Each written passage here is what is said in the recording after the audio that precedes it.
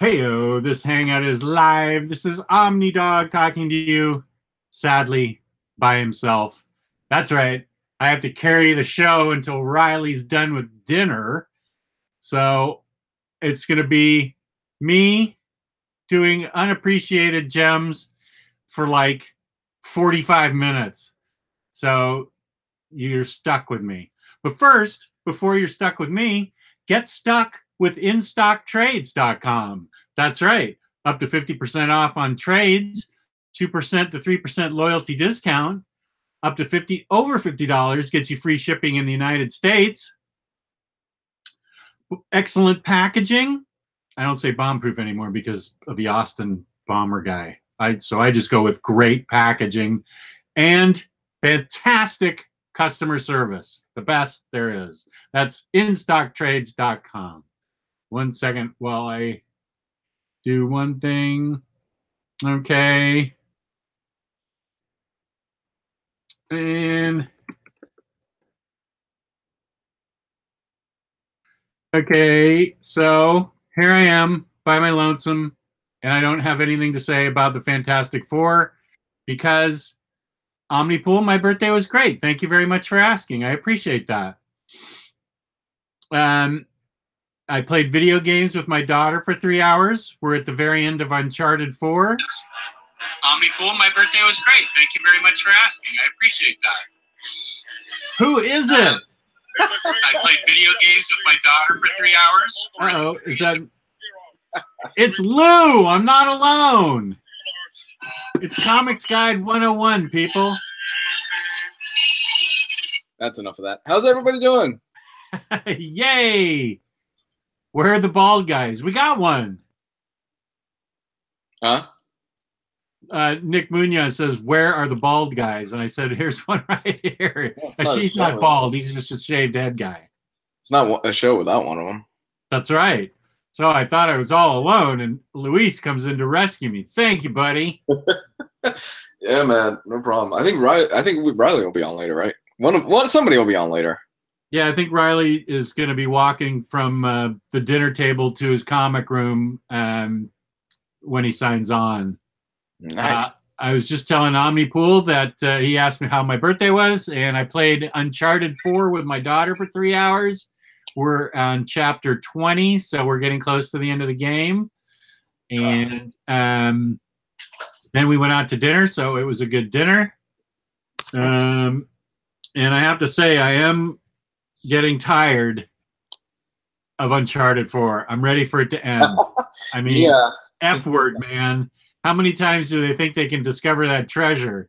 The thing is, yeah, the game takes way too long to actually get into it. To not get into it, but to actually finish, it feels like it should have ended maybe 4 hours before it actually ends. This thing has taken us 100 hours to play. Yeah. It drags out. It really does drag out, but it's fun. It's really gorgeous. It is a gorgeous game. It's gorgeous, and my daughter takes all the sneaking around and climbing stuff, and I take over all the shooting stuff, so it works out perfectly. Nice. Cycle Cleveland says, I went to a Brazilian restaurant that brings around a parade of different meats every 2 minutes. It's on a big long sword, and you take have you ever been to one of those? I haven't, but I've seen them on TV. you have a card and you flip it over. If it's like red, if you want them to give you something green. Green if you want them to give you something, red when you want them to stop. And they just keep bringing meat out, various meats. That sounds awesome. And you just keep putting it in your gullet until you're full, basically. That sounds disgusting. The first part sounds great. So how are you doing? It's good, man. It's really good. Just been busy. This has been a hell of a week at work. This is one of those weeks where if I didn't need this job, I probably would have left it. Just how rough it's been. Oh. Yeah, it's been like that. So, but it's good. It's good. Hopefully one day this could be a full-time thing and we could have daily shows and crazy stuff like that. That's the goal. That'd be fun. That would be fun. That'd be really fun. But no, it's been a pretty good week. Read a good amount of comics this past week, so we could talk about some of that stuff if you want. Oh, good. Well, I have Undiscovered Gems. I pulled out a huge stack because I thought I was going to be alone, killing time.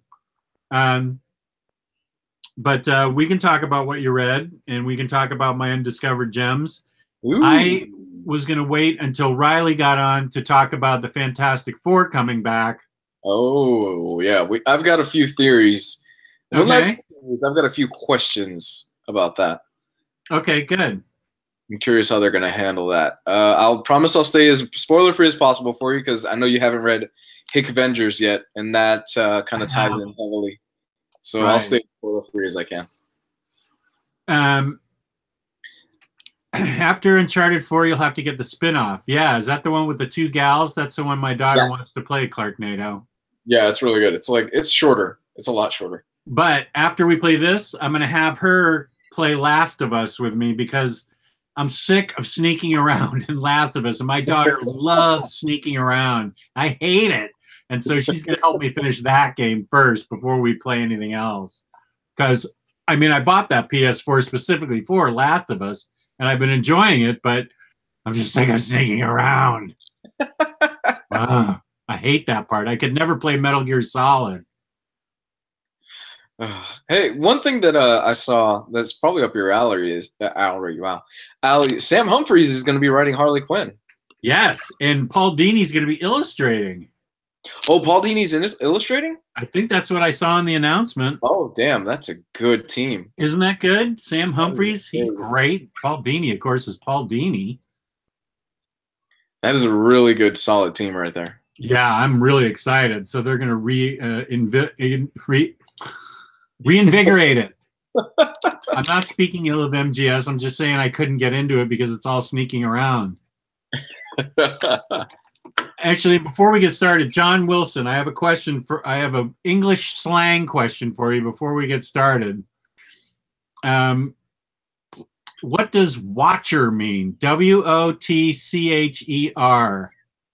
John Wilson. It's English slang.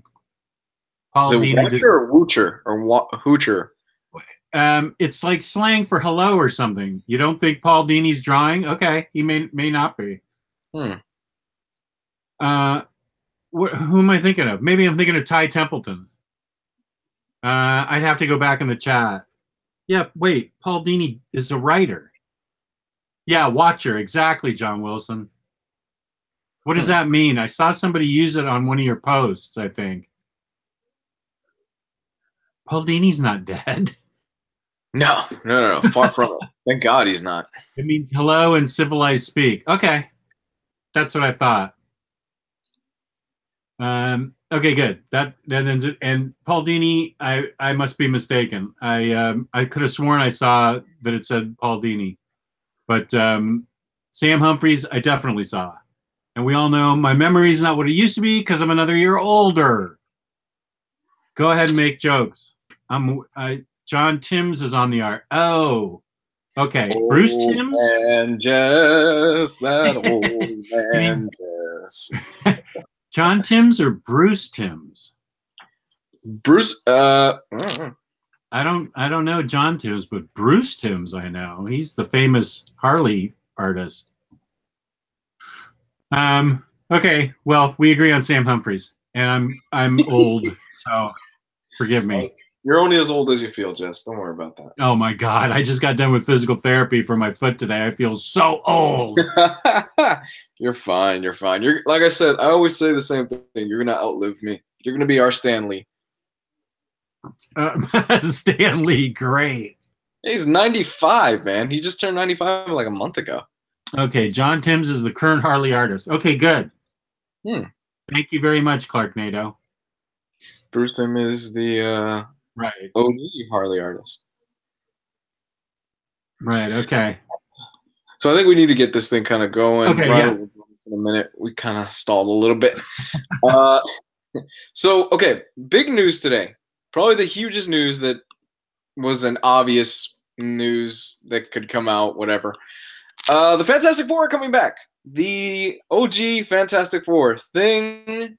Mr. Fantastic, Sue Storm, Johnny Storm, they are coming back.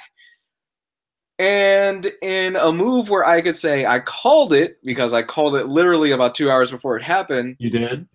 Yeah. Who's the writer? Oh, wait, you called it. I totally zoned out on that conversation because I don't even follow Fantastic Four. Dan Slott. Oh, man. Dan Slott, right? You did call it. Yeah. Like hours before it Riley, I think, called it months ago too. I could have swore he said something earlier. He's like, yeah, Dan Slott is the obvious choice to be the writer for the Fantastic Four. It's clear he's talked about it. If you watch him in interviews, he has a very genuine love for these characters. I think I heard today he wrote a Thing miniseries, although I've never checked it out. And I heard that was really good. He wrote The Silver Surfer for years, so this is a no-brainer. Dan Slott is a no-brainer for the Fantastic Four. His writing style, I feel, fits perfectly with the characters. So I'm really looking forward to this. Okay, good. Well, if you are, then I am. Have you ever read anything by Slott? Yeah. Didn't he do Spider-Man?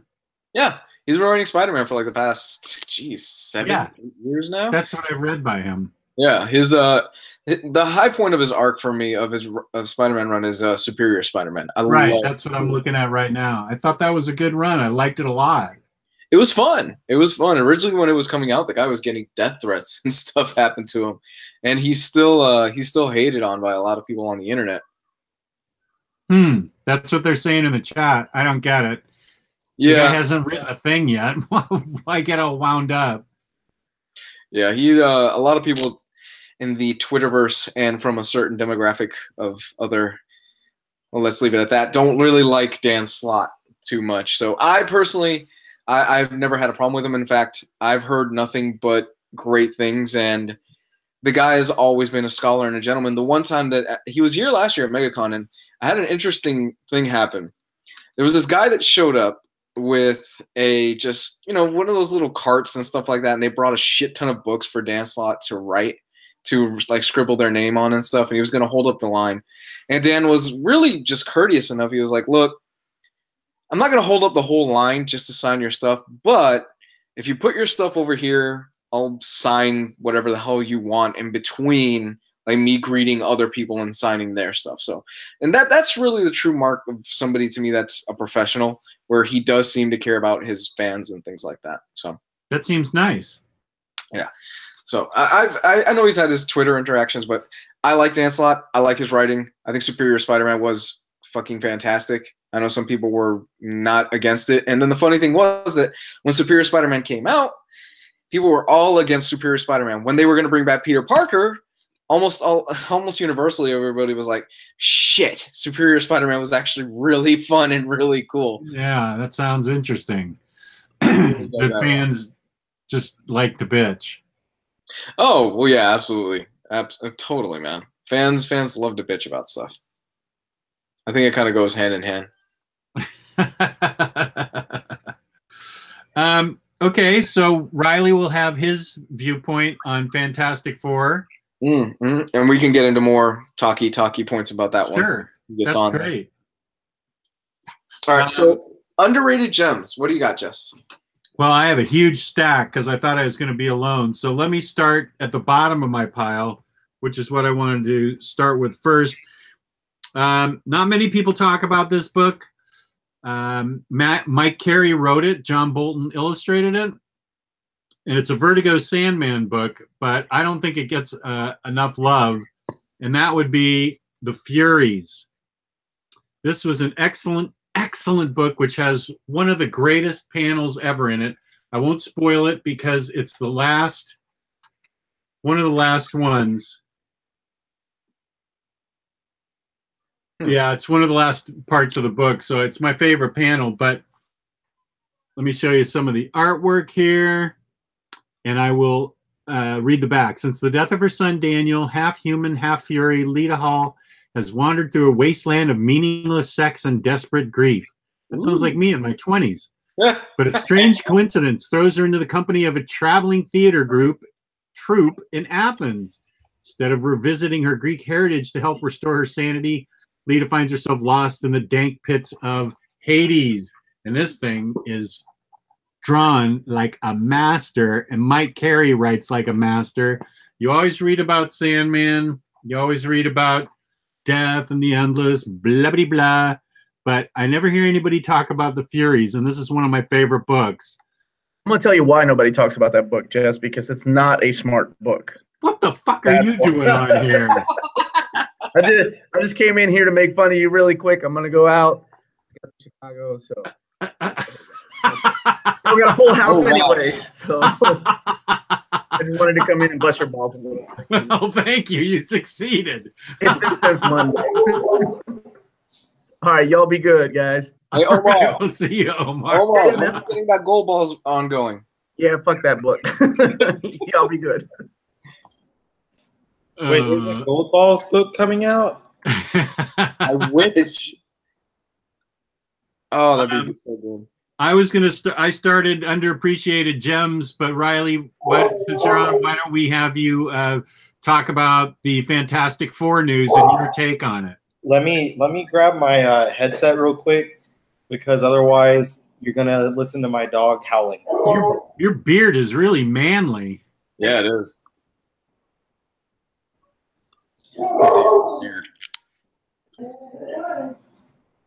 What were you saying? Keep going, Jess, while Riley is away. Oh, okay. I'll just keep showing you art from the Furies. I just think it's brilliant, and It's nobody talks about it. Yeah, it's gorgeous, and nobody talks about it. But it's got one of the great ending panels, not the end, but one of the last particular panels. Actually, I can read it because it's kind of my philosophy. Mm-hmm. It says, "So I still miss him, but I'm dealing. It makes sense now. I miss him because missing him keeps him alive. And it works the other way, too. If there's someone you want to kill, you should forget them. You'd be amazed how well that works." That is totally my philosophy. That's really good. I like that. That's really cool, dude. So I didn't spoil anything by telling that. But let's see. I'll wait on that book till Riley shows up. This is a book that no one knows about except me. This is by First Second. It's called How the World Was, A California Childhood. This is a book Matt Miranda and Nick Munoz should read because it's about California in the early days, and those boys are California boys. And it's about what growing up in the early days of California were like. And it's written, it's the illustrated memoirs of a guy growing up in California pre-World War II, but it's written by a French dude, and I'm not even going to try and pronounce his name, but because it's Emmanuel Guibert. Okay, I tried to pronounce it, but it is just a beautiful book, and it's just some kind of fun, great reading experience about what it was like to grow up in a simpler time, and what he went through, what his family life was like. He ends up losing some members of his family, of course, and it's just, so some parts are sad, some parts are simple and childlike, but it's really a great book. I love How the World Was, a California Childhood. Let's see. What's going on here? Just, Shame by Laverne Kanzierski and John Bolton. It will really be up your street. No, I don't. I will definitely get on that. Alrighty, guys. So what's going on? We're admiring your beard. Beautiful. Oh yeah, I recently cleaned up my beard and just got it really close on the sides and shaped it so that it would kind of come out here. Good job. Give me that like Leonidas chin, You use beard wax? No, I have some. I use beard oil sometimes just to keep my skin from flaking, but I don't always remember to put it in. Well, since you're here, we can stop my underappreciated gems and talk about Fantastic Four coming back and what it means to you, Riley. What it means to me. Did you guys already do that? Well, Luis talked about it a little bit, but we haven't had a general discussion on it. So mostly because Jess hasn't read the Hickman stuff, which I have a lot of questions regarding how this is going to wind up with that, without spoiling it. So Fantastic Four for me, I didn't start really caring about Fantastic Four until pretty much the beginning of Hickman's run. Like, I had read classic Fantastic Four, and I enjoyed some of the classic stuff, but they were never a priority for me until I started Hickman's run, and it kind of showed me some of the important pieces of who they are and why they're so important in the Marvel Universe. And from there, I kind of expanded into appreciating them a lot more in two big aspects. Number one, the familial aspect, because it's first and foremost, they are a family. You know, it's husband, wife, brother, kids, and best friend who are going on these adventures. And then second, it was that concept where it's not so much superheroes, it's these people, scientists, going on explorations and voyages. And it's less about, you know, the superheroics and more about the exploration aspect. And that was really what got me with the Fantastic Four. So the lack of Fantastic Four at Marvel has meant that there's a missing piece from the type of stories that are being told. We're not getting those exploration type stories as much. And there's a little bit of, like, you can find something that kind of filled those gaps. Like Al Ewing's Ultimates was a good kind of placeholder for that kind of sci-fi stuff. I was just thinking about something else. There's another series that works good as like kind of a placeholder for that kind of stuff. Also Al Ewing, his Royals series had a lot of good like space type sci-fi exploration stuff. But to finally have them back is just so important in the Marvel Universe, because they're the first family. Like, they're the crux of a lot of the Marvel Universe. It's like that team is the heart of the Marvel Universe, and without them, there's unmistakably there's a missing piece. And I think that as important as it is for them to be there, it was important for them to be absent as well. And I think the timing was perfect. Like, they were gone for just the right amount of time, and bringing them back now is, I mean, to sound redundant, it's the right time to do it. They disappeared after Secret Wars, and we've seen little bits and pieces of them in the past few years doing things. And Secret Wars was a fantastic end to their story, and everything that was going on, everything that, you know, Hickman had been doing and other writers as well had been doing, and then bringing them back now is a fantastic step forward. That's a, no pun intended, but is a great step forward in reuniting the Marvel Universe and all of the characters that have been absent or kind of put in the background since Secret Wars. I don't know. I could talk for a long time about that stuff, but I'm really excited. And also, I knew that it was going to be Dan Slott. I was like 100%. I was like, it's Dan Slott. He's going to be writing this book. I knew it was him. He loves the that's his favorite franchise, is the Fantastic Four. And I was like, if anyone's going to write it, it's him. I'm honestly surprised that hasn't happened sooner. I watched that video. And I know that in there they mentioned they were just waiting for the creators to be done with their current projects.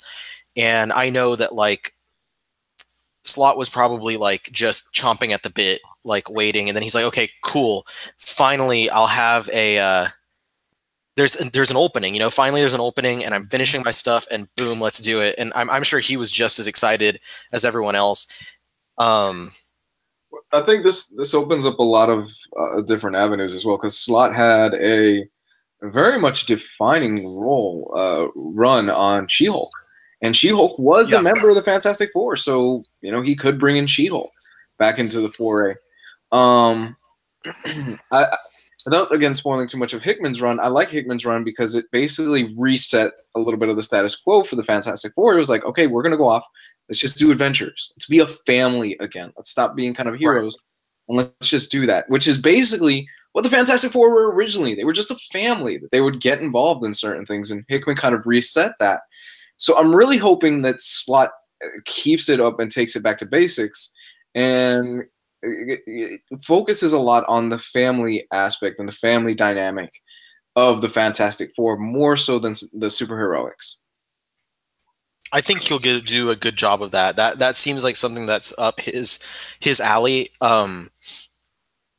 Looking at his extremely lengthy run on Amazing Spider-Man, for instance, a lot of what he did there was expand on Peter's his supporting cast and his family. And, you know, he had, you know, Aunt May get married to Jay Jameson. And at least I believe that was during his run.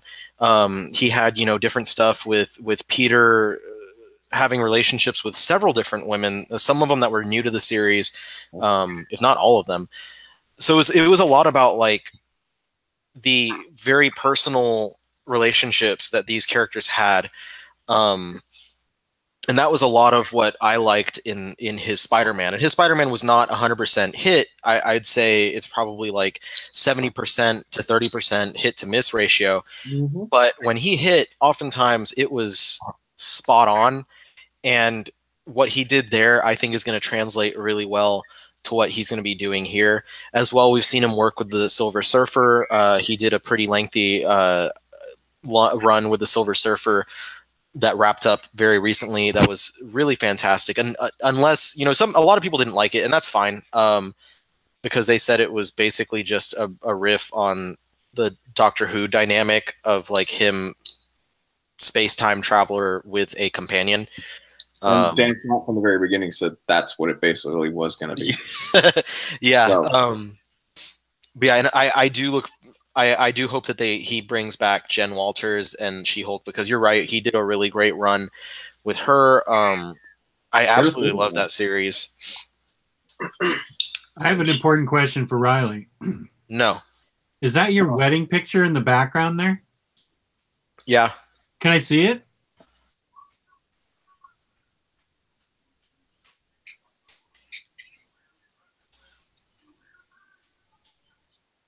That is so cute. More focus on Beauty than Beast on that one. Right. Okay, now I'm trying to get it. What my thing is, I'm curious how Slott is going to bring them back, because you're basically bringing back gods to the universe. I think it would probably be Chip Zdarsky that's actually bringing them back, and then Slott's just jumping in when they're already there. And I wonder if Franklin's going to be fully powered, because Franklin, towards the end of Secret Wars, he was pretty powerful. I want to bet that he's not. Yeah, they're going to bring him down again. I'm going to bet that he might not even remember. Okay, I could see that. And what I really want, like, and if I'm wrong, that's fine. Like, I'll be wrong. But what I really want to see is them kind of talk about Franklin not aging, like, ever. Yeah. Because I think he's still less than 10 years old or something. And he's been around forever. And a lot of the Marvel timeline is based on how old Franklin and Valeria are. Mm-hmm. Hmm. Yeah, there's kind of like a general video explaining like how that works, the timeline. You can look it up online. I forgot what it is. But it explains how the timeline focuses and works around Franklin. And like it's kind of weird. It's like Franklin wishes that he stays the same age, or like that everything stays the same age around him, or some shit like that. I'm trying to find out like how old since I've seen he's supposed to be. Like the thing that gets me about Franklin Richards is he's been around for so long, but like Kitty Pryde has very clearly aged. Yeah. She was introduced when she was like a young teenager, and she is very clearly an adult now. But Kitty Pryde, right here, baby. Thank you. Just Was Franklin Hey, introduced just a in guest John Byrne? appearance. Was Franklin a John Byrne character? I never read that run. he was in there. So he was before that then. So first appearance was in annual number 6 from 1968. So that was during the original run by Stan and Jack. Meanwhile, Kitty Pryde appeared like years after Franklin Richards did, and she's like probably late 20s, if at the very least late 20s, and he's still like less than 10 years old. So that has always been a weird thing for me, and I'm hoping that Slott will at least talk about that in the run. But I'm just excited. I am really excited. I knew they were coming back. Like all the solicits, the solicit for the Slott collection with his thing and human torch. Human Porsche. Yeah, Human Porch. human pork. That like collection. Slott coming off of Spider-Man, he's open for something else. Like that, so many things pointed towards him being on there, and so many things pointed towards them being back. I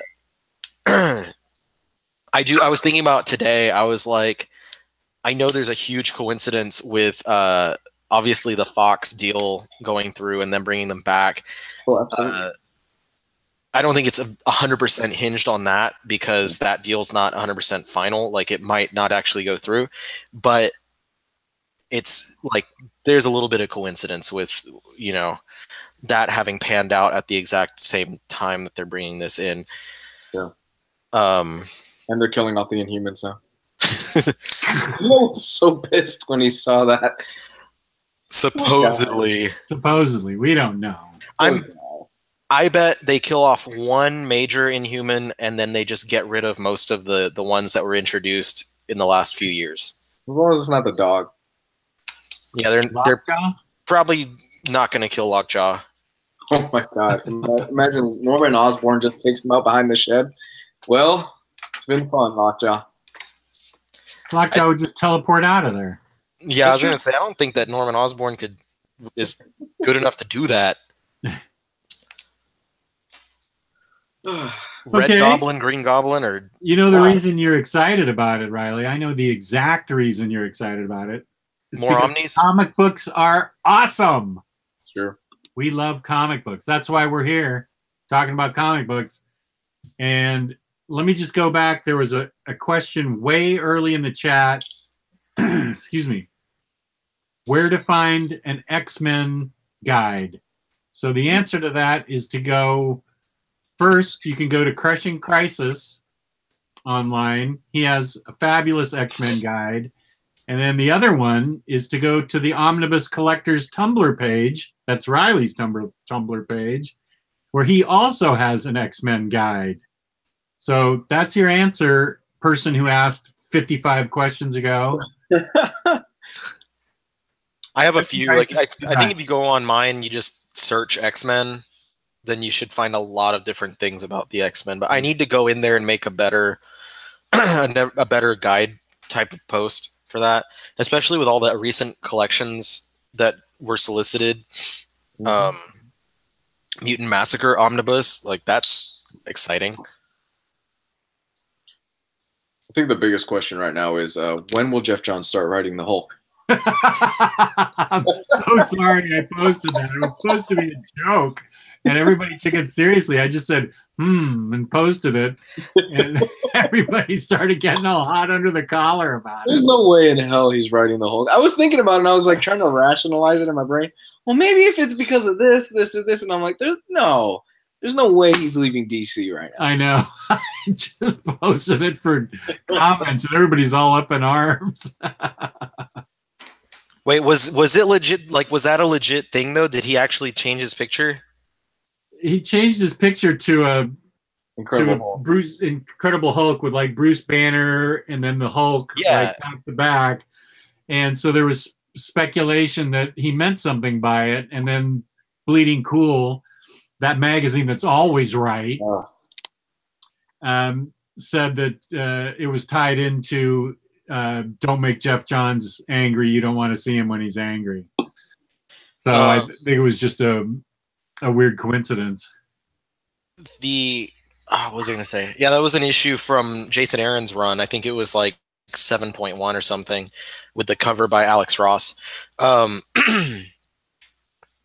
speculated maybe he's bringing Alex Ross back to DC, but I think that's just speculation. I mean, it's always possible. I just think it would be fucking hilarious if Johns went to Marvel. Like Bendis goes over to DC and Johns goes to Marvel. Not that I would be like, yes, it's gonna, they're gonna have a million great books because Jeff Johns is coming. Like, no, like just it would be fucking hilarious.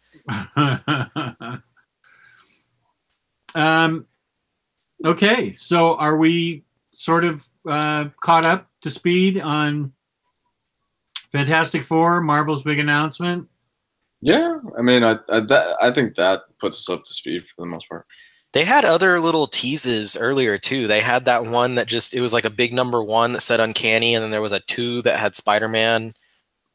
They were messing with us. And then 3 said Mighty, like Mighty Thor or Mighty Avengers. I didn't see that one. I want to see that, because like if each of those was supposed to tease something, then they could be teasing.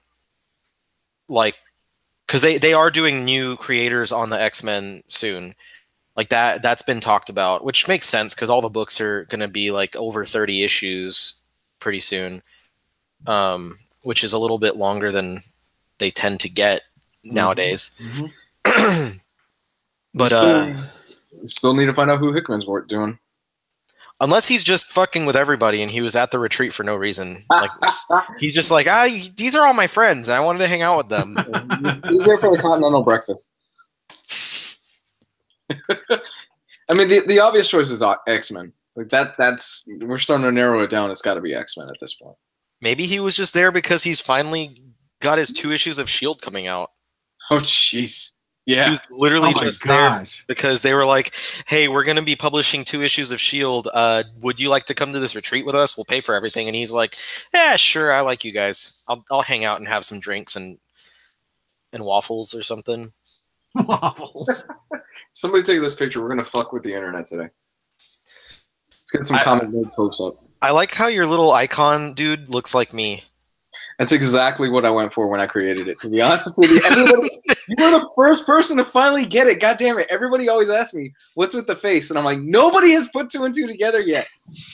I see it, but I didn't know that you made it yourself. I thought it was like just an avatar that automatically pops up with your stuff on here. It's been like 2 years that I've had this avatar, and finally somebody says it. I didn't even realize it, but now that you have it on there, I'm like, okay, so it's on purpose. Like he's definitely using it for. But yeah, that's me.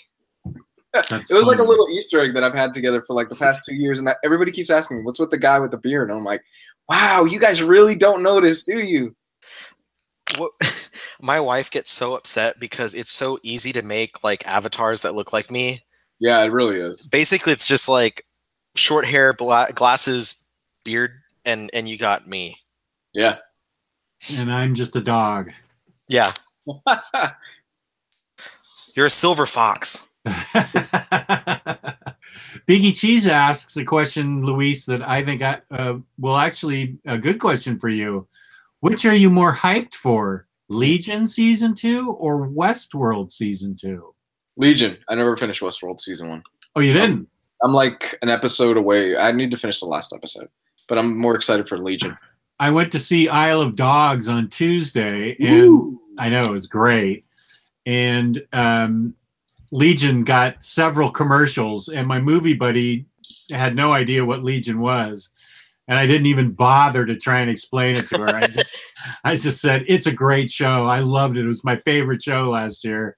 That and American Gods are my 2 favorite. But I didn't even try to explain Legion to her. I couldn't even begin to. Man, how was Isle of Dogs? I'm a halfway hater of what's his name, Wes Anderson. Wes Anderson. Oh well, it's very Wes Anderson-y. Shit. How did you not like Boogie Nights? What's that? How did he not like Boogie Nights? That's Paul Anderson. Oh, that's the wrong Anderson. I was gonna say, like, what are you talking about? I always get the two fucking mixed up. The wrong Andersons. Yeah, but I think you'd enjoy it. It's not too Wes Anderson-y. It's got really good animated puppets or whatever they use. Great voice work on the dogs, and the whole concept's really good. The ending's great. The middle's good. I wasn't in a very good mood starting out, so it could have colored my perception of the first third. I thought it was a little slow, but the middle and end are really good. I really enjoyed that movie, and I think people should go see it. I think it's really great. My wife was like watching the trailer, and I was like, "That's a Wes Anderson movie," and she like immediately turned it off, and I felt a little bad, but she was the OG Wes Anderson hater, and then she kind of rubbed off on me. And I was like, man, all these movies are the exact fucking same. Like, it's always that, like, every focal item is dead center on the screen at all given times, and every character has this, like, no actor acts like themselves or acts the way they typically act. They act like a Wes Anderson character, which is usually very, like... That's fair. Quirky, I guess. Yeah. And it's weird. Like anyone that's in any of his movies, and it's something that, like, once you start thinking about it, you can't stop thinking about it. So I'm like, I don't know if I really want to see, or because Bryan Cranston's one of the voices, if I'm not mistaken. And I'm like, so good. I was like, I don't know if I want to hear Wes Anderson's version of Bryan Cranston. Oh, you do. He's great. He is great. But, like, what was that one? Moonlight Kingdom, I think is what it was called. Kingdom? Moonrise.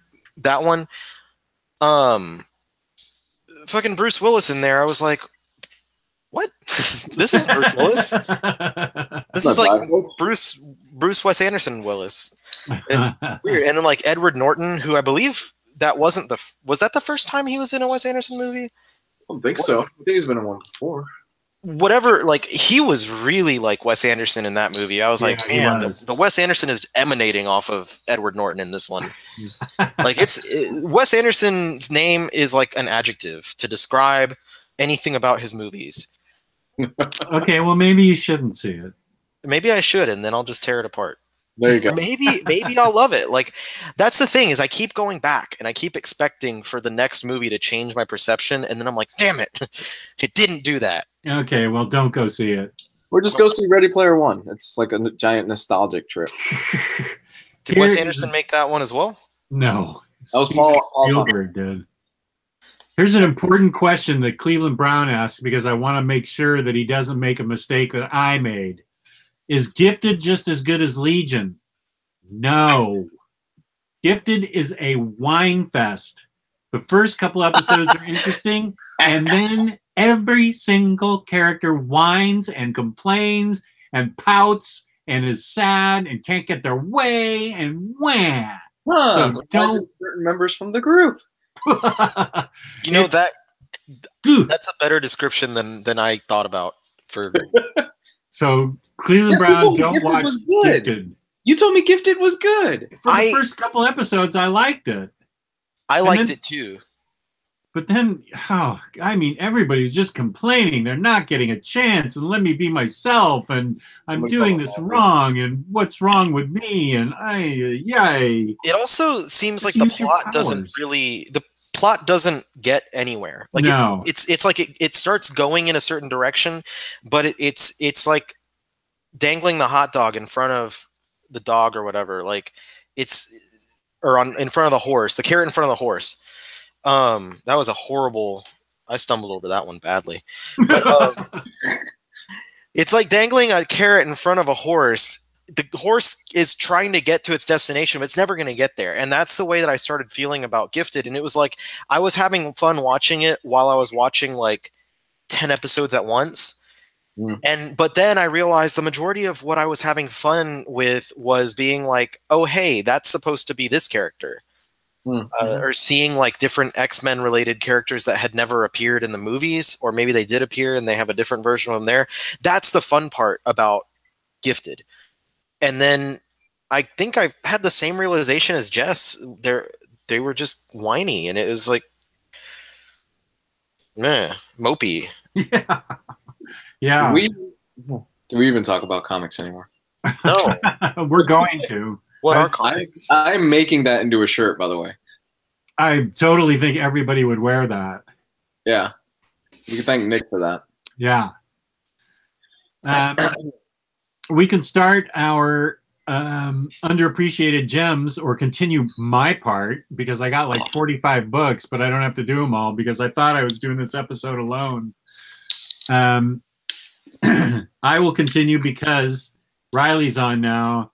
Riley is 9 for 9 on books he's suggested to me, which is pretty darn good. Riley, do you remember the first book you suggested to me? Because it's underappreciated. No. It is my fun favorite, worst X-Men ever. Oh, yes. Yes, That book is great. The first book Riley ever introduced me to last year sometime, maybe even 2 years ago now, collecting worst X-Men ever. Max Bemis wrote it. It was his Marvel debut. This book, I just got a huge charge out of this book. I'll show you some of the artwork and read you. This is the story of a misfit among misfits just trying to fit in. Bailey Hoskins has just discovered he's a mutant. For someone who's never been special, never stood out, this could be a big moment. But he gains entry into the halls of Xavier's School for Gifted Children. What exactly is his gift? Not going to tell you because that would spoil it. But suffice to say, this book doesn't get talked about enough, but is a blast. Is an absolute blast. It is so fun. It's just a thin trade. You can read it in 45 minutes, or if you're faster, you can read it faster. Was that around the time that it was Aaron's Wolverine and the X-Men, like when Wolverine was headmaster of the school? I think Wolverine is headmaster in this. It was after that, but they might still have it. Because I thought I saw him teaching class. Although that's why I asked. This is a good. I love this part right here. Riley I told don't me think it's part of main continuity. No, I don't think so either. Riley told me his power, and I was like, "Wow, that really sucks." Yeah, it's so awesome. I just love this book, and it's an underappreciated gem. So you guys should read Worst X-Men Ever.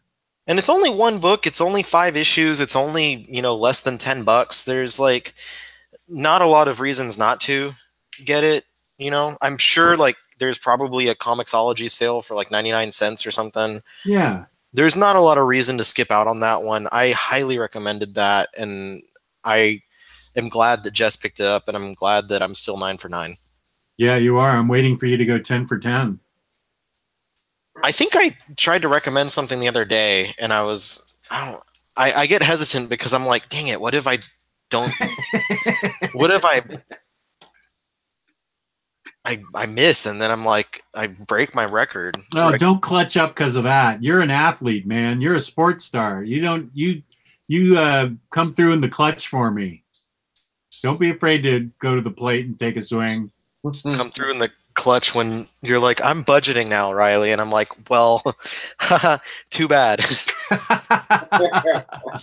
Here's another book, and it's expensive. You got to run it through his comics advisor. Right. Another T-shirt idea.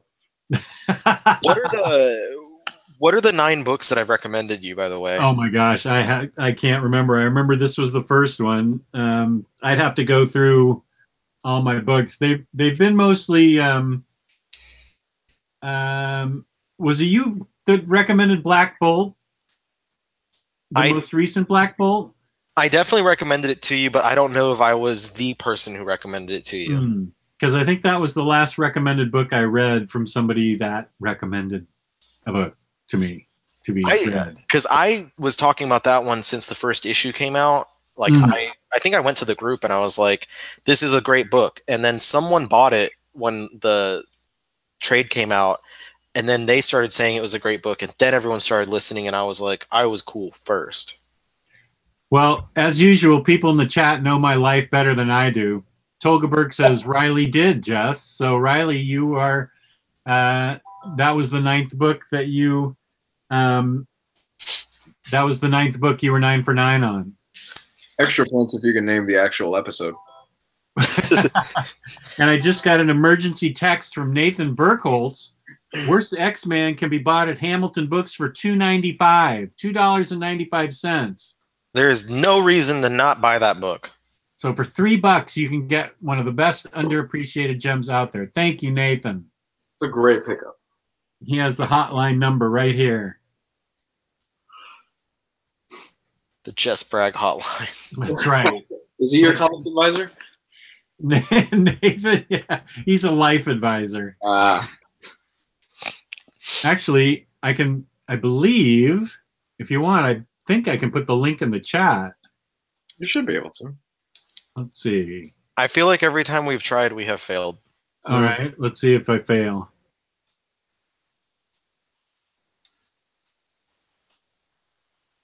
Whoops. Oh, hell.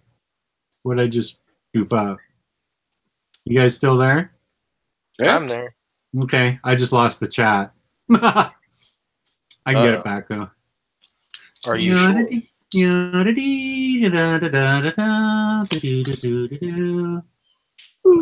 it is.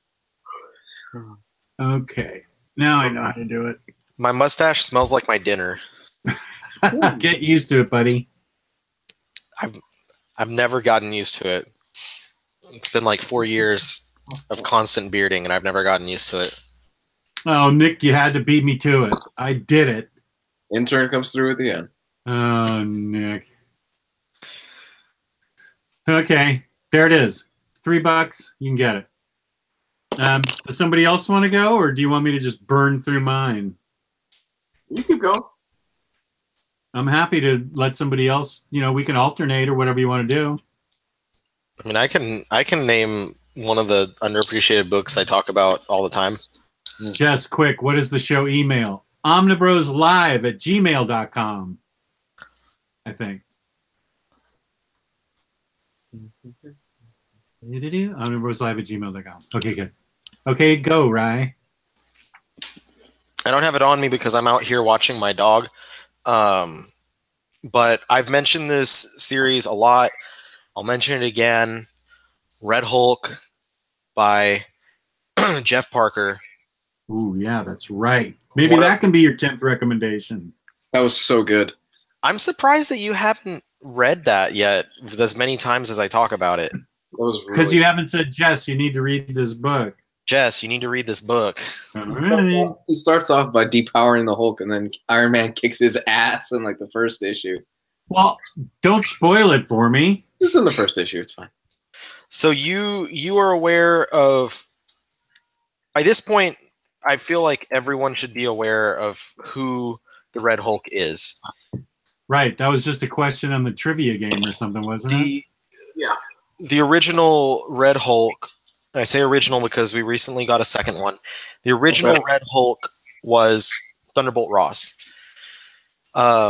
He was introduced as the Red Hulk was introduced during Jeff Loeb's run on Hulk, which was 24 issues plus some one-shots and junk like that. And throughout the series, it was a big mystery who it was, and then finally they revealed it in the big conclusion. They had Fall of the Hulks and World War Hulks and all that stuff.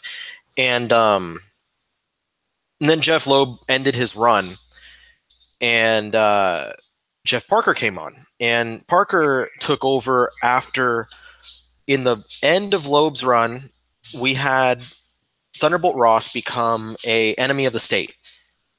And basically he's wanted by the government. He's wanted because it's found out that he was kind of helping the intelligentsia, which is the leader's evil group of basically evil Illuminati. And he was helping them do stuff against the US and blah, blah, blah. But it was really just a way for Thunderbolt to try and finally capture the Hulk. And he thought that if he teamed up with them briefly that he would be able to do it. But unfortunately, he got found out. And now the whole world is like, well, this guy's a fucking asshole, and they're out to get him. So he's stuck as the Red Hulk because they don't know that the Red Hulk and General Ross are the same. General Ross is wanted. So Ross is stuck being the Red Hulk, which means that he is stuck being the thing that he hates the most in the world. He is stuck being a Hulk. And that's the beginning of the run. And he can change and control it at will, right? Yeah, he can. He is kind of like Jennifer Walters at She-Hulk. They can both become normal at will. They can both Hulk out at will, and they don't really rage out. And he's stronger because he's got a combination of cosmic and gamma irradiation that gave him his powers. So he's got a little bit different abilities, and some points he's a little stronger than Bruce can be. So this book kind of just has him working with and against different government people, and it's really good. It has fantastic artwork, at least in the beginning, from Gabriel Hardman, who's a favorite artist of mine, who just recently released that Green Lantern Earth 1 book. It also has, there's some artwork by Dale Eaglesham, Elena Casagrande, and then Jeff Parker goes and turns the series eventually into Red She-Hulk, which was also really fun, but not quite as good, in my opinion, as Red Hulk. Red Hulk is one of those runs that is, I know it's so underappreciated, but I love it so much, and it's like one of my top wanted Omnis that I don't think will ever happen in a blue moon. I don't think it would ever happen. Okay. Good. That's on my list. If you want that run, Jess, start with the book Red Hulk Scorched Earth. So good. It really is so good. And then I think from there it's Planet Red Hulk, and then just go on from there. And I can help you out along the way.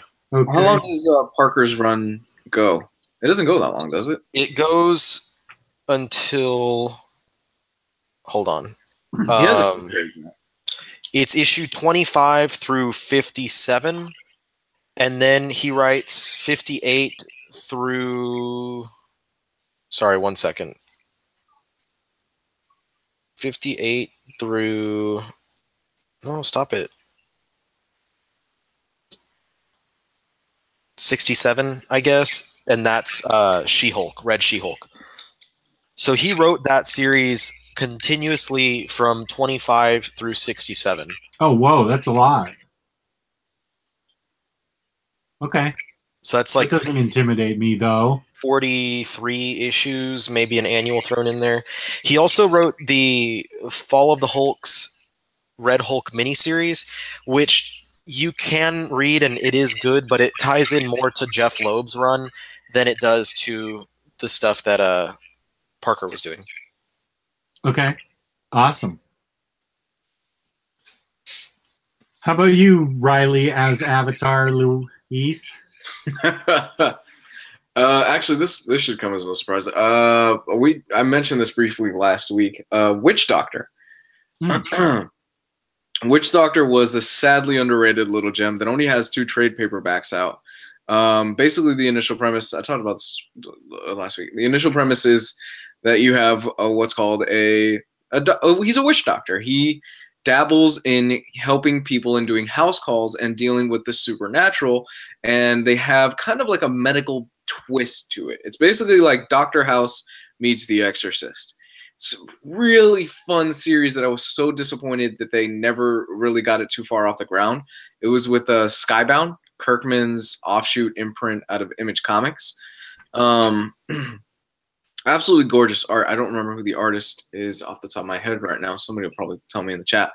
But there's 2 trade paperbacks out of it, and if you're looking for something that's a bit more off the beaten path and it's really fun and is sadly was never really completed, because in the second trade they set up so much. You could tell they had a plan for where this story was going to go and where they wanted it to go, but it never really got off the ground floor for whatever reason.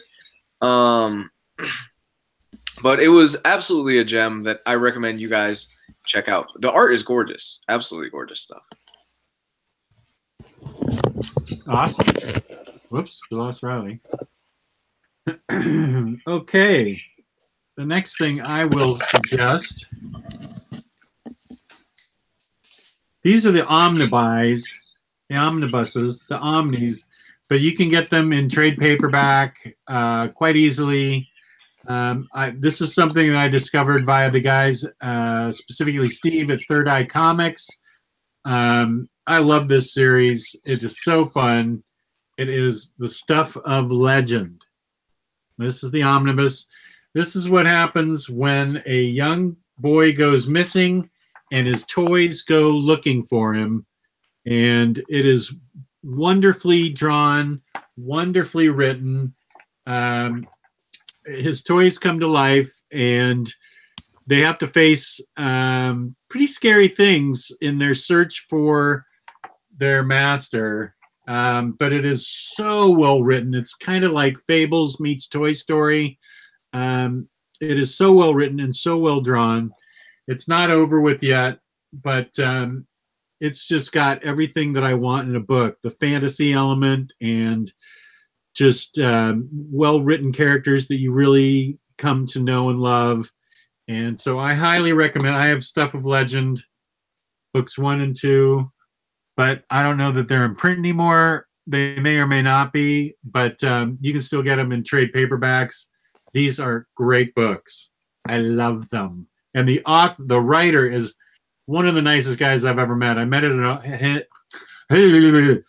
at Awesome Con about 4 years ago, and he was an awesome guy.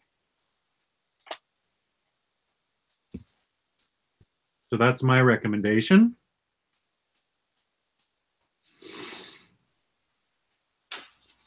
I'm trying to think of another good. I'm going to have to run into my library real quick. Okay, I'll do another recommendation. Caldwell Comics says, imagine if Jess goes missing and all of his statues go looking for him. That's funny. Let's see. Here's a book that I don't think gets enough attention. It's a pretty brutal subject because it's really real life and it hits home to me because I'm an alcoholic. But it's called The Alcoholic, and it's by Jonathan Ames and illustrated really well by Dean Haspiel. And it deals with a guy's Whoa, I can't show you that. It deals with a guy's addictions and his life choices and the things he goes through. In the proud tradition of drunken writers everywhere comes the tale of Jonathan A., a boozed up, coked out, sexually confused. This sounds like me in my 20s again. Hopelessly romantic and, of course, entirely fictional novelist who bears only a coincidental resemblance to real-life writer Jonathan Ames. This is a really, really fun book. It's mature subject, but the parts that he writes, he pretty much nails it. But I mean, it's just not the guy drinking. It's more like, you know, slice of his life, what he goes through, what his life is like, how hard he tries sometimes to quit, how he just gives in sometimes, just his madcap life. And it's just a blast to read, and it didn't give me flashbacks or anything, so I'm fine that way. But I loved The Alcoholic. I think it's an underappreciated gem. Good pick. Whose turn is it? Are we still? Riley's looking for books right now. Okay, I got one. Okay. Go ahead. My choice is, for me, and I don't hear anybody ever talking about this, Jupiter's Legacy. Oh, yeah, it's a good book. Love Jupiter's Legacy. This is a Mark Millar. Mark Millar gets a lot of shit, rightfully so, because he's written some real clunkers. But this is basically Mark Millar just doing his own universe. And Jupiter's Legacy is a brilliant take on superheroes. And it's a brilliant take on taking up the mantle of other superheroes. It centers around these two kids.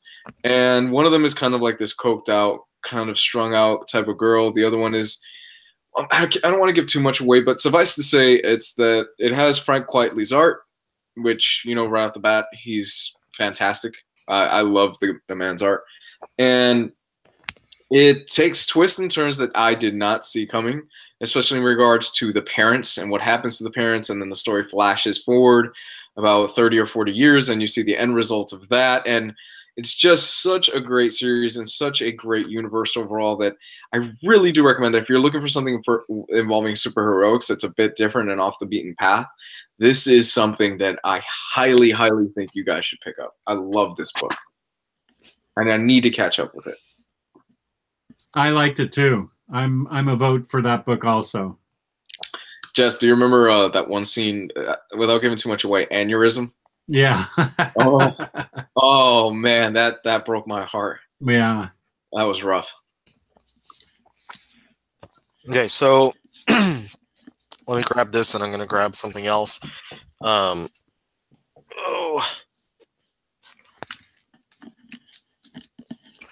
All right, so I just grabbed a couple things, and then I'm going to go back there in a second again, and I can give you the trade order for Red Hulk. Oh, okay. Oh, shit, my thing got stuck. Okay, so I may have mentioned this one on the show before. If so, I don't care. I'm going to talk about it again. It's a Bird by Steven Siegel with Teddy Christensen on art. This is the team that did House of Secrets for Vertigo. The very, very 90s House of Secrets series. That was really awesome. That's collected in an omnibus. Anyway, so this story is basically about it's kind of an autobiographical type thing about Steven Siegel writing Superman. And Steven T. Siegel did not have a very long run on Superman. He did not have a run that was very praised on Superman. I think he wrote the character for like maybe a year or less. But he wrote this fantastic graphic novel about writing Superman, even though he only wrote Superman for like 10 issues. And essentially, it's a look into his life and his youth. Well, let me rewind a second. He gets asked to write Superman. Like, they reach out to him, and he's like, fuck no. Like, I don't fucking want to write Superman. And he starts to try and look into himself and think, like, why don't I want to write Superman? And he kind of goes back to his youth and looking at the issues that he had with the character and why he had these issues. And it gives you this great introspective look at the character and at the writer and his relationship with the character. And it even talks about a lot of interesting stuff regarding the character's creation, his costume, like different stuff with that. It was just a fantastic, it's not very big either. It's very thin, like probably 100. Yeah, it's like 120 pages. And it really ended in a way that made me like, wow, I need to read his run on Superman. And I still have never done it. I grabbed like the first issue or something and thought it was pretty good. But I'm like, this is the book that made me into a fan of Steven T. Siegel. And I'm sad because he doesn't have a ton of work out there. He doesn't have like as big of a library as his other, because he's part of Man of Action, which is the group with Joe Kelly and Joe Casey. And he doesn't have nearly the body of work as those two though. Those two do. But the work of his that I have read, this House of Secrets, is just phenomenal. And so I can't recommend this enough. I definitely say pick it up. I think they reprinted it recently. I think they reprinted it because Dark Knight came out by Paul Dini, and it's kind of a similar idea, kind of introspection on what it means to write a character. And so it should be readily available and pretty cheap. I want to double check that. But if so, I definitely recommend picking it up. It's a great little book. Let's see. It's a Bird. Steven Siegel. Steven Seagal? No, Siegel. Oh. Steven T. Siegel, Seagle. And yeah, it's available on Amazon, new for $12.23 or used for $4.87. But even more important, let's see if it's available in stock trades. Yeah, I was gonna say.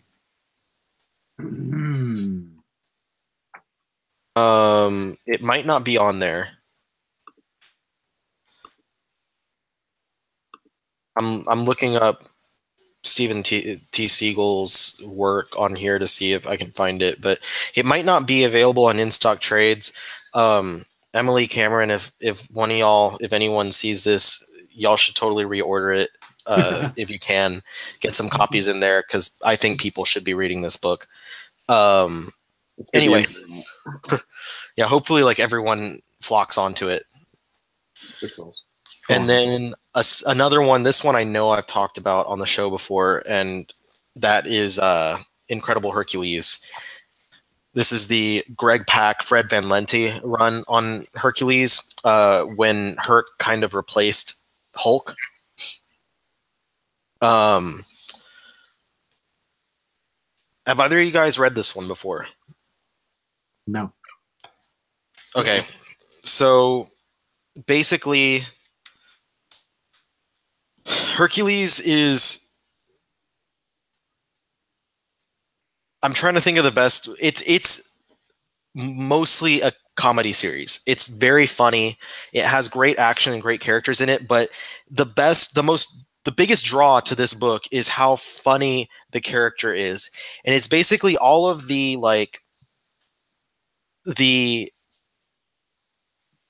humorous elements of how like Thor can be this bumbling drunk, like, you know, I don't know the best way, like almost like this jock type character that is like at the forefront of Hercules. Like it doesn't have as much of like the epic like god stuff in it, and it's more of Hercules portrayed, you know, in this like I drink a lot of alcohol and do things, but it does have the action sequences as well. And it's been years since I've read this run, and that's why I'm kind of stumbling over describing it.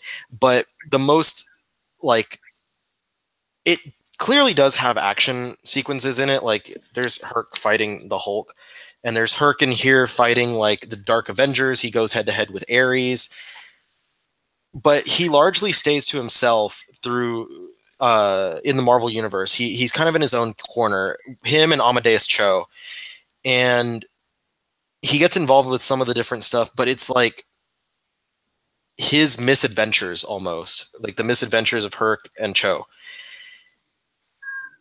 And I really love it because it's so ridiculous and so fun, but not a lot of people have read it, and that kind of makes me sad. Like those who do, mostly they're like, yes, this run is awesome. And it's also where you get the meme, the cool story bro. It's Hercules like thumbs up, like that came from there. He was doing that to Amadeus in one scene. But yeah, it's a fantastic series, and it starts at the tail end of Greg Pak's World War Hulk.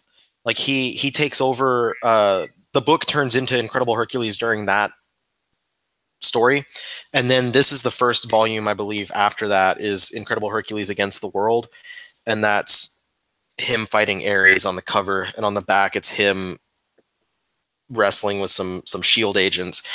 But man, it's such a fun story. I really, really strongly recommend it. I think I like Red Hulk by Parker a little bit more than this, but damn it if this series isn't great. So if the idea of, you know, really strong god that likes to drink a lot of alcohol, running around and doing stuff throughout the Marvel universe. Oh, and there's one point where there's a volume called The Incredible Thorcules or something, and where they like switch roles. And if there's anything that Pak and Van Lente are good at, it's making sound effects. And there's one of them where, like, I think it was Thor gives Herc a purple nurple, and the sound effect is nerp. I loved that. God, I laughed so much for that. Anyway, yeah, that's Incredible Hercules. I got one more, if you don't mind. Go for it. I don't know. I think we might have actually talked about this one before, and it's been years since I've read it, so my memory is a bit hazy on it. But Next Wave, Agents of Hate. That's one that I still haven't read. I haven't read that either, but I don't think we've talked about it. Have you? It's hilarious. It's absolutely Warren Ellis basically taking the piss out of superhero comics, and it's absolutely hilarious. There's this whole bit with Toto Reigns from Africa. Fing Fang Foom shows up. It's basically just this over-the-top, hilarious book involving this group of heroes that they go out and do random missions for like 12 issues. And Warren Ellis constantly breaks the fourth wall saying, wow, I can't believe like this book is still ongoing or something like that. It's going to get canceled pretty soon. It's absolutely a gem. My next one, it's been years since I've read it. What was the other one that I was thinking about? Oh my goodness, I can't. Oh yeah, I've definitely mentioned this one before. Shaft by David Walker.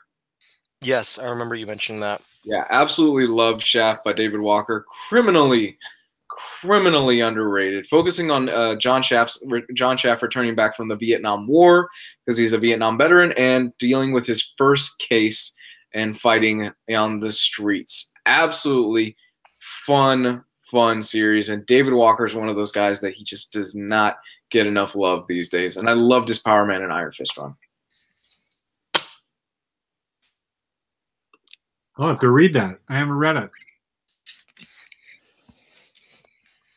While Riley's looking, I'll go. Here's her defending Amadeus Cho with a tiny puppy.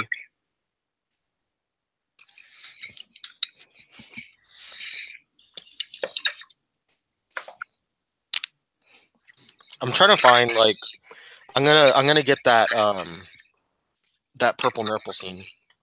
Okay, while you're doing that, I'll go with my next one. I'll show you it and read the back cover as a description. This is Unfollow. It's 3 volumes. It's all about social media. Larry Farrell invented a revolutionary social network that connected the lives of millions of people and made him one of the world's richest men. Now the reclusive founder of Headspace is dying. But before he gives up the ghost, he's going to give away his entire fortune to 140 randomly selected users. Plucked from every corner of the globe, the winners of history's biggest lottery are spirited away to Farrell's private island to learn the unsettling terms of their sudden enrichment. Though the 18 billion has been divided equally among them, if any of the 140 happen to die, the deceased shares will automatically be distributed among the survivors.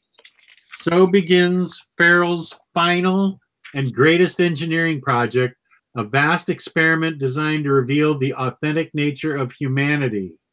And with it begins the countdown for 140 individual lives. This is 3 volumes. I happen to know that it is a favorite of Peter M's. That may be where I got the suggestion to read it. This book is criminally underappreciated because I don't even think anybody hardly knows about it. But this is a Vertigo book. And the 3rd volume just came out last year. I would highly recommend this because it is fun and adventuresome and brutal and all too timely, right on topic. This is a great book. Unfollow. You need to follow, unfollow. So I haven't gotten it yet, but there's Herc as Thor. He gets his armor and stuff and kind of takes his place for a second. And then there's a fashion faux pas guardian or faux pas as guardian, trying to make a play on words when they're not pronounced the same, which hurts. And then basically just makes fun of Thor's costume. Says, nice shoulder pads. Did the 80s just hit Asgard? Thor, Goldilocks of Thunder.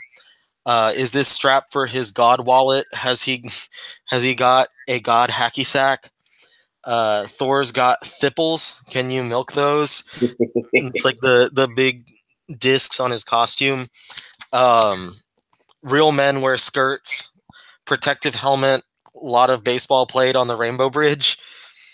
Bottom line, no self-respecting Olympian would be caught dead in Asgardian garb unless they were impersonating Thor alongside their amnesiac child father.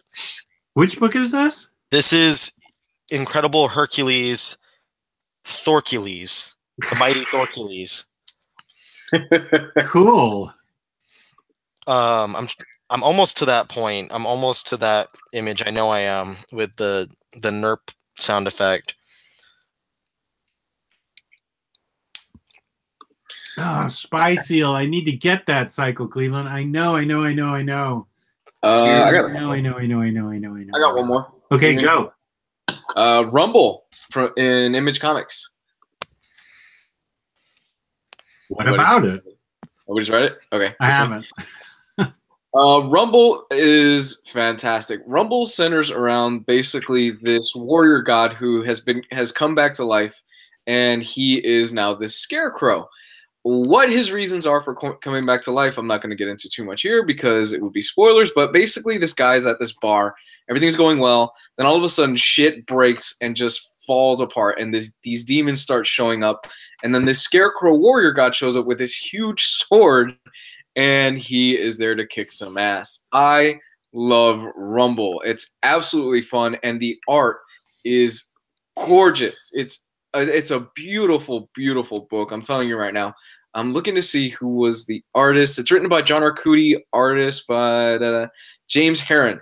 James Herron is the art, and I'm telling you, you need to look up some of these panels. It's stellar, stellar work. It's a fun series if you're into kind of demons and fighting them and warrior gods. And if you enjoy something along the lines of God Country, just not as emotionally powerful, and it's just more, I'm not saying God Country wasn't fun, but it's more just along the lines of those huge fights. This is definitely up your alley. That sounds good to me too. Okay, I found it. Okay, Okay, wait, so it starts. Let me highlight you so we can see that. Okay, go. So it starts on this page is when they start fighting, and the first sound effect is Herc punching Thor in the face, and the sound effect is suck a punch right there. And then the next page, they're just beating on each other, and it's like thump, random sound effect, and then there's the NERP.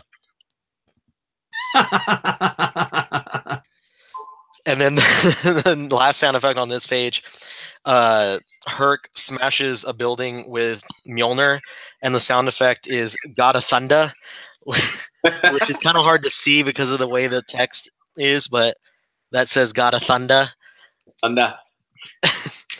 And then there's another. Oh, here's this one. Thor smashes Herc with Herc's like mallet, and it says Thor rules is the sound effect. So it's just a lot of fun. Oh, this one is Nutcrack. No. Got kicked in the nuts. It's just a lot of fun. There's Back Atcha is another sound effect they use. Wedgie, whenever Thor gives Hercules a wedgie. So a lot of fun. That like this is one of the sillier moments of the series. There is a lot of good storylines and action and stuff like that throughout the Incredible Hercules run. But one of the things that I really remembered it for was for how hilarious it could be, like stuff like that. And it was just a really fun series with a character that I'd never really read anything of before. But I have all but one of the volumes, so I want to run through those real quick. So if anyone is interested in that, even after my really shitty description of it, you can pick these up. But so it starts with World War Hulk, Incredible Hercules, which if you have the Incredible World War Hulk Omnibus, you'll have that arc there. And then first volume is Incredible Hercules Against the World. That is followed by the Secret Invasion volume. That is followed by Love and War.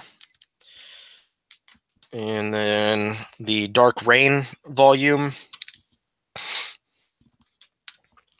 Then comes Incredible, or the Mighty Thorcules. Hercules. Thorcules. Assault on New Olympus, which is a kind of like a event-ish storyline. And then it goes into 2 more books that are like, this is after the series is concluded, and that is Incredible Hercules, The New Prince of Power, where Amadeus Cho kind of takes over, and you can see he gets the mallet, and then it ends in Chaos War, which is the big storyline where Herc is fighting with a bunch of other heroes against Nightmare and different characters like that, different villains. And that was a 5-issue like event series that had a few tie-ins to it. And then after Chaos War, I think it was only Van Lente. I don't think that Pat came back. I could be wrong though. He wrote a 10-issue series that was just titled Herc. And it was kind of more grounded, a little bit more serious, and that was the end of their Hercules stuff. And then the other stuff I recommended for Red Hulk, first would be that miniseries that Jeff Parker did, the Fall of the Hulks, Red Hulks. But the beginning of his run is, I mentioned this earlier, Scorched Earth, that collects 25 through 30, and then the second volume is Planet Red Hulk, and that collects 30.1, 31 through 36, and material from Hulk number 30, which I guess crossed over with something else, or I don't know, I don't remember. Then there's the Fear Itself tie-in volume, which has 37 through 41. And then Hulk of Arabia, which collects 42 through 46. Artwork by Patrick Zurcher. Red Hulk Haunted has 47 through 52. And then Red Hulk Mayan Rule has 53 through 57. And that's the end of Red Hulk. And then it goes into Red She-Hulk. Millie.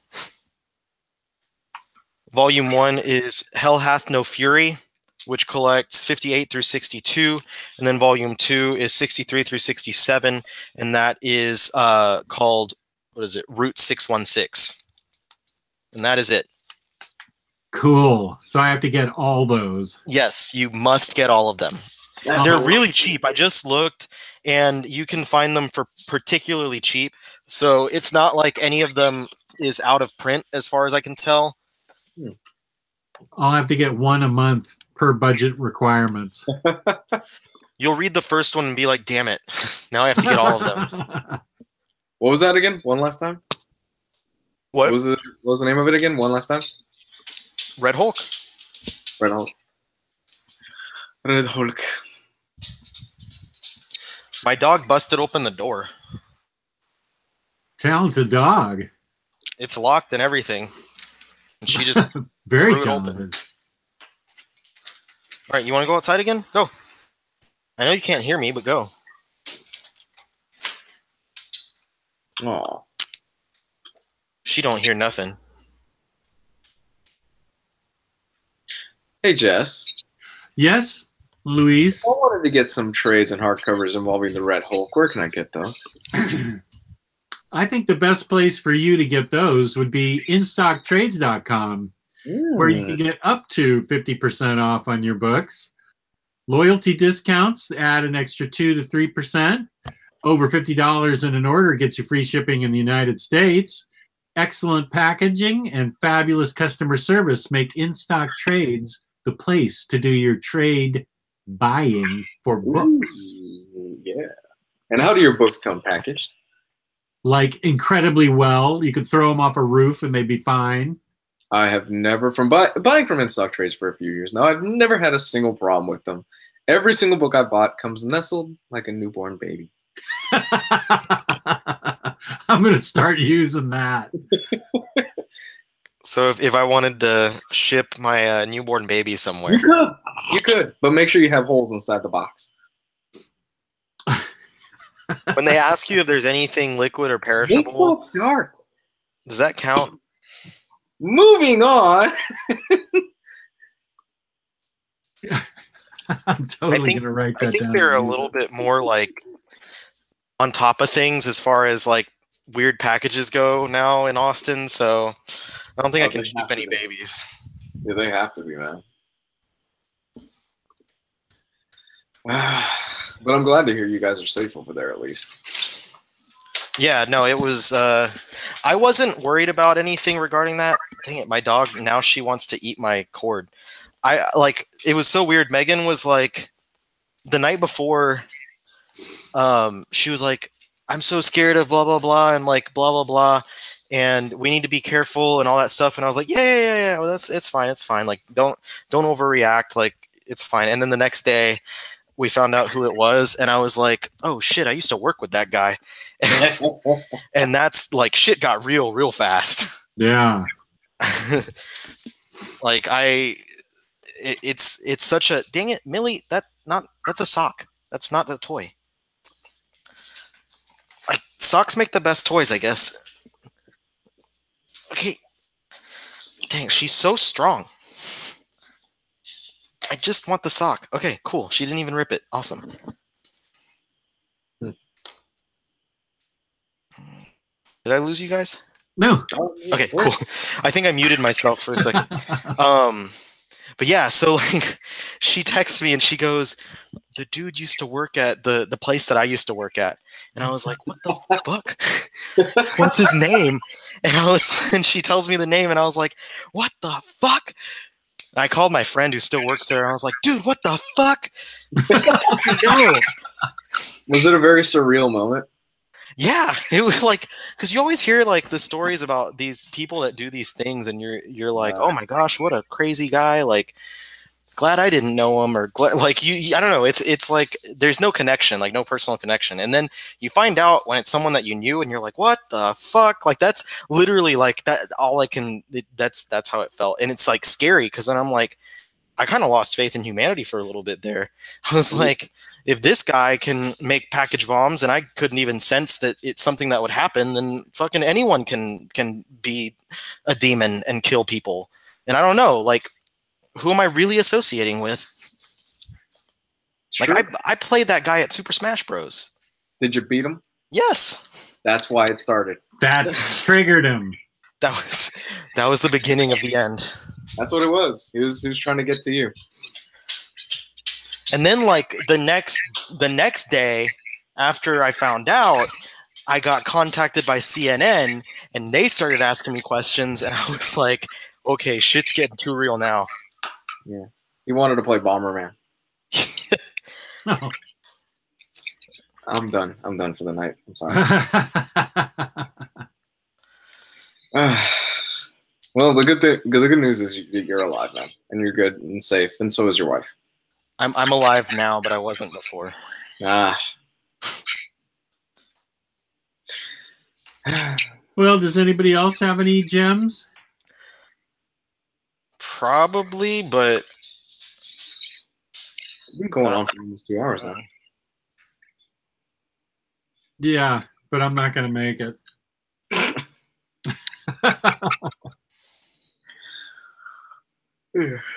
So I've got Awesome Con tomorrow. I got to save my strength. Somebody said you could have plugged OmniBros on CNN, you fool. I mean, they like messaged me on Facebook, so I'd be like, yeah, could you also talk about OmniBros? And they're like, what the fuck are you talking about? It's a damn shame we don't have those T-shirts yet. You could have worn that for like the Oh. I'd have been that like weirdo, like getting my 15 minutes of fame or something. God, she is going at. I gave her this thing with peanut butter in it, and she's still going at it. Oh, Like an hour and a half later, she disappears, and I'm trying to make sure she's okay. she's a tiny dog, though, right? No, my other dog is small. She's like 60 pounds of pure muscle. Oh, what is that? I don't know you had another one. Oh, hold on. Let me go. I keep like moving around. She What breed is it? is a like I think she's lab pit.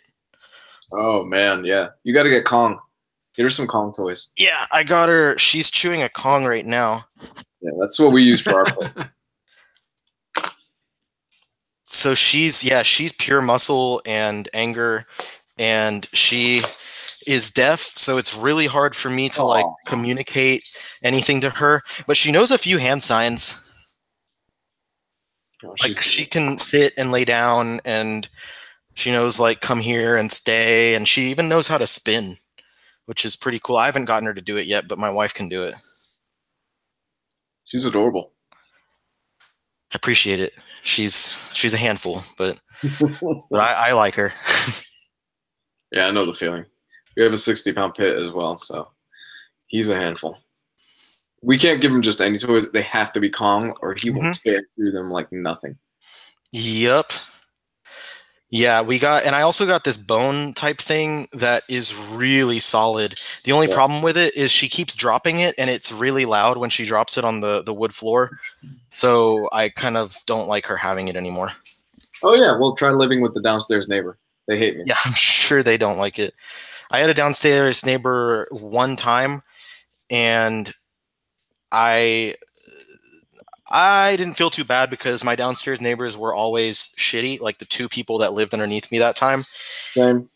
And the first guy, like, I think he just lived in squalor because, like, you could see inside and there was always just trash everywhere.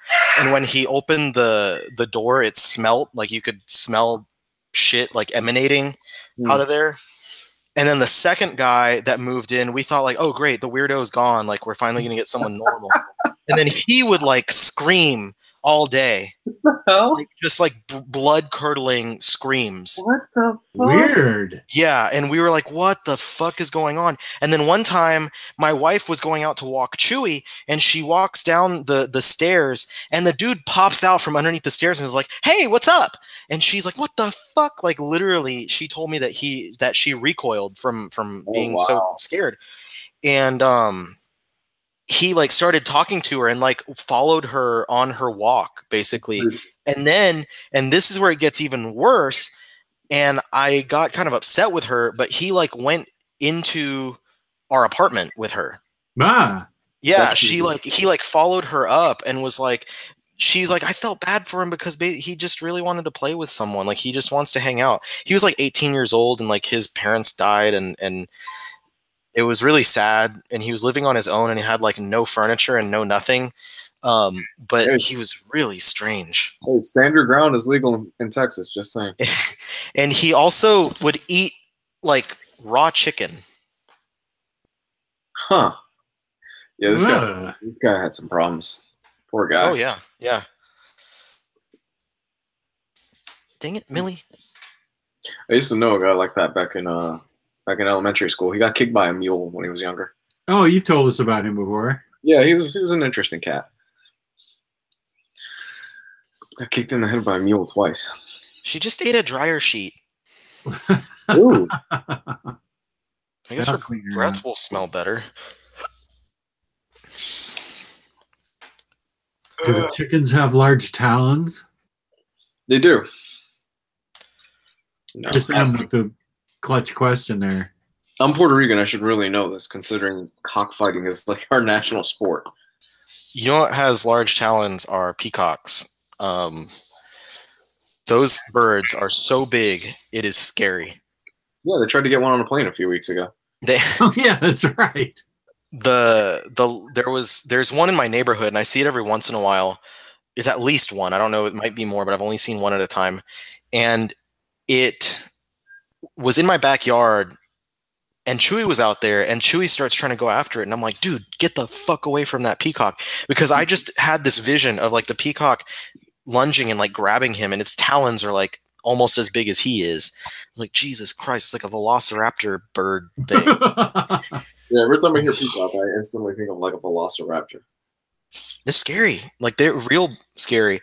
And the last time I saw it in my cul-de-sac, I ran outside the front door and started yelling at it. I was like, you get the fuck out of here, because they like shiny stuff. And so we have, I mean, all the cars outside are shiny. They're glossy. So I'm like, you do not scratch up my car. Do not. So I started like yelling at it and like waving a stick. I was like, get the fuck. I was like, go on, get. Go on, get. Get. Like you're in Mayberry.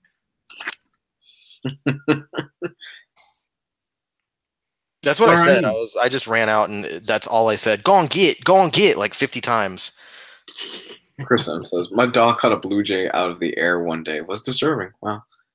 Wow. One of our black cats, Astro, we have kind of like a little bit of a tear in the screen porch. We had one. They patched it up since then in the apartments we're living in. And there was a bird that got into the porch. So my girl's cooking, and she starts hearing this bird like going off all over, crazy on the porch. She's like, "What the hell's going on?" So she walks out on the porch, and she sees our cat Astro has a tuft of feathers in his mouth, and he's chasing the bird around the porch, and it got into the house. It was just a huge mess all over the house. Eventually, she got the bird and she released it, and the cat's fine. Oh, we were worried about the cat. Oh yeah, the cat's the important thing. Yeah. The bird was alive? Yeah, the bird was alive. Jesus Christ. Yeah, the bird lived. Apparently, like I wasn't there, but she told me he had like a tuft of feathers in his mouth, so he must have caught his tail or something.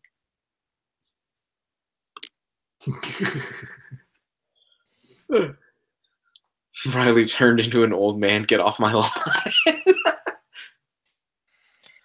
I got pissed at this guy. If you killed that peacock, I could see the newspaper headline now. Austin man kills peacock.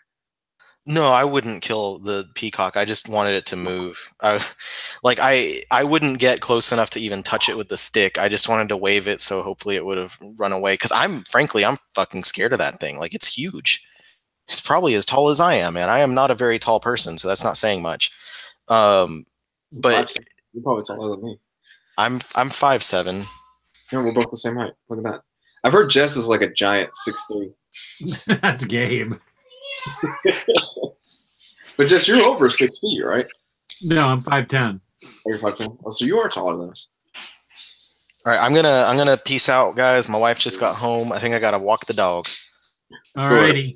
Where can they find you on the internet? Can find me here on our channel. They can find me on the group on the Omnibus Collectors comic swap and community, and they can find me on my website, the omnibuscollector.com, as well as on my channel. I believe it's under Ryleymo. Hey. Right on, man. Thanks for joining us. Peace out, guys. Peace and love. Later. Later, dude. Lou, where can they find you? I am Comics Guide 101 on Twitter, Facebook, and YouTube. I passed over 10,000 subscribers, which is which is weird considering I haven't put out a video in almost like 2 months.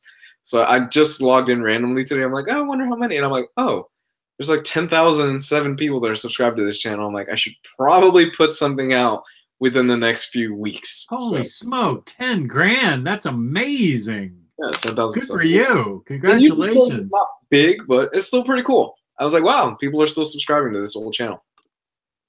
That's awesome. Probably do it. I should probably do something for that channel. You can find me, OmniDog, on OmniDog's Vault on YouTube and on Instagram. I haven't posted on Instagram in 2 weeks. OmniDogs_Vault. OmniDog's Vault. Have you caught up in Descender? I did. Now I have to wait. Same with me. I did catch up, and now I have to wait. I love where it is right now. It's great, though. I just love Descender. And you can find us on Omniboslive, obviously. Luis and I are going to be on tomorrow night. The Wednesday show on Friday, answering questions. Talking about random stuff. Yep. Taking your questions, giving you answers. Mm-hmm. And you can find us both on Comic Swap, Drop, Pop, and Drop community that Riley Moore started on Facebook. And don't forget InStockTrades.com, the place to get your books. I was just about to say, let's not forget our lovely sponsors, In Stock Trades. Before we get out of here, love those guys. Love them. All righty. Thanks for tuning in. We loved your questions. We love the chat. We love our subscribers and our viewers. Thank you so much for being a part of this show. We couldn't do it without you. And peace and love. Peace and love. Good night, everybody.